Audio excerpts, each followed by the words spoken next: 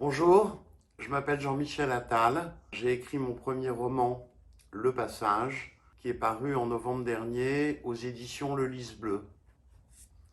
Voici la couverture de ce roman.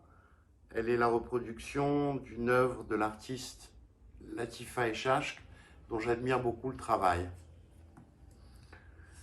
Cela faisait longtemps que je souhaitais me lancer dans l'écriture. Et le déclic a été qu'il y a quelques années, j'ai lu dans un quotidien un entrefilet expliquant la thèse d'un universitaire italien au sujet de la mort d'un personnage très connu. Je ne peux pas vous révéler le nom de ce personnage dès maintenant parce que je pense que ça ôterait à l'intrigue de mon roman. Mais en tout cas, cette thèse combattait la thèse très communément admise au sujet de cette mort. Et mon souhait a été de créer une œuvre de pure fiction qui me permettait d'arriver jusqu'à cette thèse de la mort de ce personnage très connu. La famille de mon héros, Paul Ruby, a été décimée dans les camps de concentration. Il a été élevé par son grand-père, Maurice, qui est un personnage intéressant, très complexe, ayant des facettes multiples. Et il est né de père inconnu et sa mère est morte au moment de son accouchement.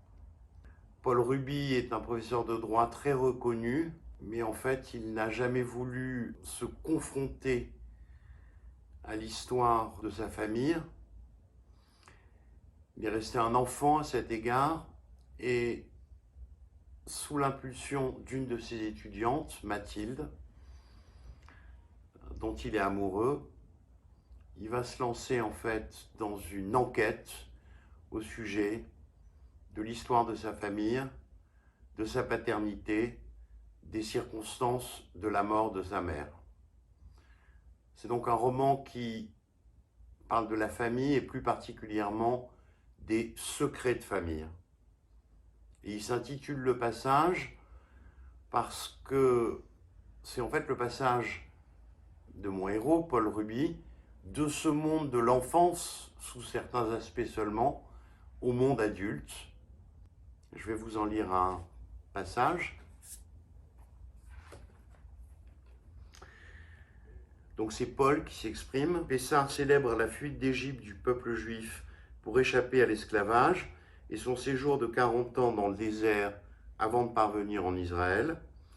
Le devoir de chaque juif est de considérer qu'il s'est lui-même enfui d'Égypte et d'évoquer à l'intention de ses enfants ce long épisode du passage de l'asservissement à la liberté.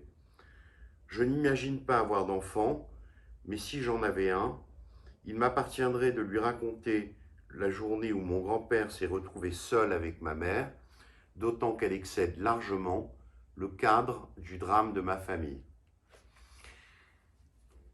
J'espère que ce roman vous intéressera, qu'il vous intriguera, et je vous souhaite une très bonne lecture.